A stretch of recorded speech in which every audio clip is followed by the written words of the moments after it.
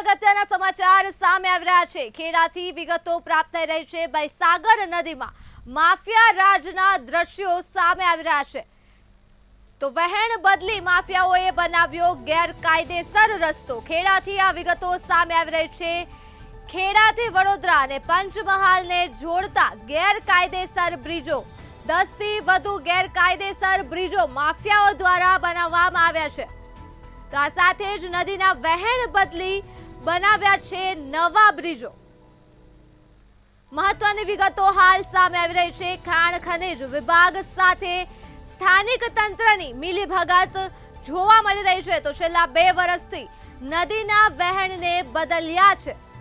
આ સાથે જ વિગતો મળી રહી છે। પોલ્યુશન ડિપાર્ટમેન્ટની પણ શંકાસ્પદ કામગીરી જોવા મળી રહી છે। તો 10 થી વધુ ગેરકાયદેસર બ્રિજ બનાવવામાં આવ્યા છે।